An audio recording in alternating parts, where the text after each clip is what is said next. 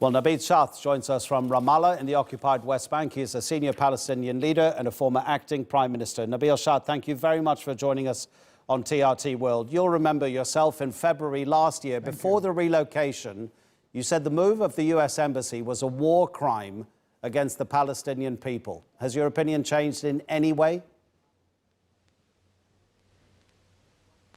No, it hasn't. We see every day new evidence about this catastrophe Mr. Trump wants to throw at us and our rights and at any potential peace. I think he's destroying any chance for peace in the area. He's already decided all the permanent status issues that have been really cooked by the Oslo Agreement in Washington, and which left Jerusalem to be decided by the parties in the permanent settlement negotiations, and so is the same for the borders, the same for the refugees, and so on.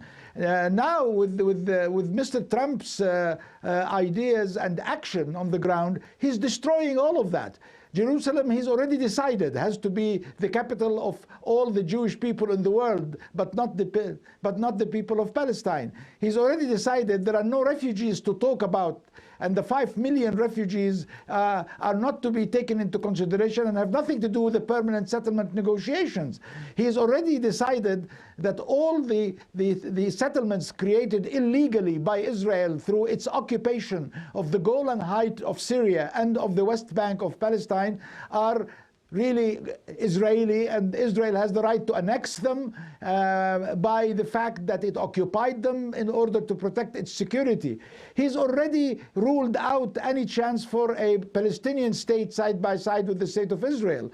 So everything he has done so far in this Trump plan of the century, or deal of the century, is to destroy any chances for a peace process.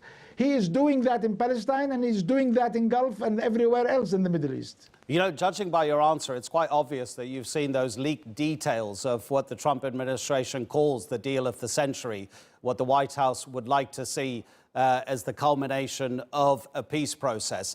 Have you seen those details? Because you mentioned the illegal settlements. The leaks suggest that the deal of the century, as the White House puts it, will allow Israel to take control officially of all of those illegal settlements. There would be a new state called New Palestine. Do you have any sort of sympathy for that deal? Is there anything in it at all that you agree with? This is utterly ridiculous. The New Palestine he's talking about, he wanted to extend into Sinai of Egypt, and he wanted to be under full control by the Israeli army. And he's already told us very clearly what he means by that.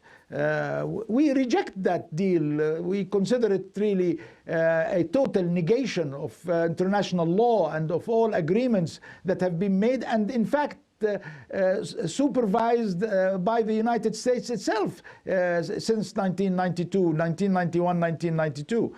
And therefore we reject not only the so-called deal of the century, we reject a unilateral role by the United States, particularly Mr. Trump's United States, which already considered that it's legal for Israel to annex parts of Syria that have been occupied by Israel in 1967, which is really just a precedence they are setting so that Israel can also annex as much of the West Bank of Palestine as it really wanted.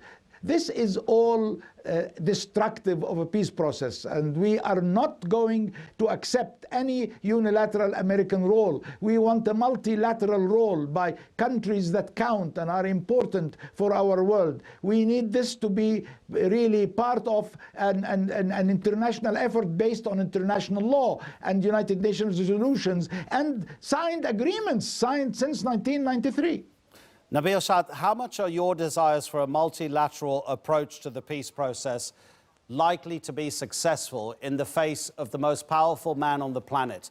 Donald Trump's, the leaks suggest that this deal will basically fail and will cause more suffering to the Palestinian people if Palestinians reject it, because the leaks say that the American administration, in the case for rejection by the Palestinians, will make sure that no country gives any money to your people. You want a multilateral approach.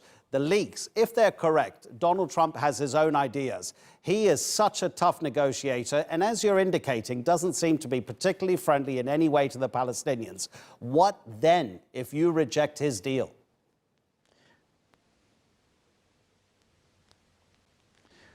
Well, look, this nomenclature, the owner of the universe, the most important man in the world, the most important country in the world, are a matter really that is going to pass out gradually as we are analyzing and we are making decisions. I think what America is going through is just like what the Soviet Union went through, and then what Russia went through with Mr. Boris Yeltsin took over the government. I think the ideas that Mr. Trump are doing are based on a false assumption that the world will remain owned by the United States, that there will be no chance for a multipolar world to arise. It's also based on the fact that Mr. Trump will be re-elected once again for another term. I really have doubts about all of this. Okay, I think but you know what? Unilateral ownership of the world is going to pass out. Okay, I totally appreciate what you're saying, because so many people in positions like yours that we speak to say that we'll wait for Donald Trump to not be president anymore. But is there not a danger, do you think, that the decisions he's making in terms of the future of the Palestinians, the decisions he's making now, are actually going to cause more difficulties for the peace process in the future when he isn't president, because they're decisions that can't be taken away so easily? If we accept Mr. Trump as a mediator, if we accept his ideas as a suggestion for a peace process, we would lose Palestine, because he is already approving expansion of Israeli colonial settlements on every bit of the West Bank that has been occupied in 1967 illegally by any calculus or any resolution.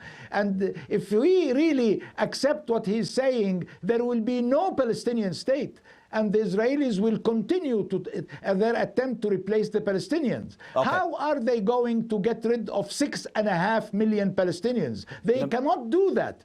And they is already trying to cut money, but no country in the world listened to him. Nabil Shaath. Neither our Arab brothers, nor our Muslim brothers, nor the European Union. Our satellite time is going to expire, and I don't want to let you leave without thanking you for your time. Thank you very much indeed for speaking to us on TRT World.